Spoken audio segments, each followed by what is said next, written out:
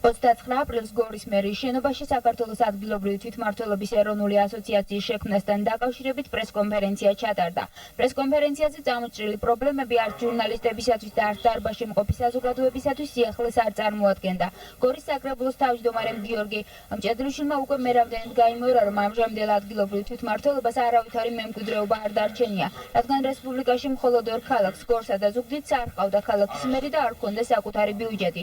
მეოთხე თვეარაც ადგილობრივი თვითმმართველობა არსებობს და პარლამენტმა ჯერ კიდევ ვერ შეძლო კანონის მიღება, რომელმაც უნდა დაარეგულიროს საგადასახადო შემოსავლებიდან, რომელი უნდა მიებას პირველი დონის ბიუჯეტს. ითქვა პრესკონფერენციაზე. მთელი რიგი კანონების არარსებობა კი ქმნის საკანონმდებლო ვაკუუმს. რაც შეეხება ადგილობრივ ბიუჯეტს, მასზე პასუხისმგებლობას არავინ კი სრულობს, რადგან არსებობს რესპუბლიკის ბიუჯეტი, რომელზეც საგადასახადო ინსპექციის მესოულნი უფრო მეტად ზრუნავენ. თუ არ იქნება საგადასახადო ინსპექციის შიგნით რაიმე ქვეგანყოფილება, რომელიც პასუხისმგებელი იქნება ადგილობრივ საკრებულოს წინაშე, მაშინ ადგილობრივი ბიუჯეტები შეუსრულებელ ბიუჯეტებად იქცევიან. კიდევ ერთი წამოჭრილი პრობლემა იყო კომპეტენციების გამიჯნა ადგილობრივ თვითმმართველობასა და მმართველობას შორის, რადგან არის შემოსავლების ისეთი სფეროები, რომლებიც კანონის მიხედვით ორივეს კომპეტენციაში შედის, ეს კი გაურკვევლობას იწვევს.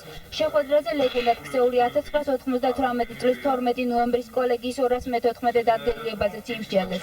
ამ დადგენილების მოცულობა და შინაარსი დღემდე ჩვენთვის გაურკვეველი რჩება, განაცხადა გიორგი მჭედრიშვილმა. როგორც ჩანს, ეს დადგენილება ყოვლის მომცველია. ჩვენ კი საკმაოდ ვერ პრობლემებს ვაწყდებით, რადგანაც ინფორმაციის მიღება რაიონის გამგეობის აპარატიდან თითქმის შეუძლებელია.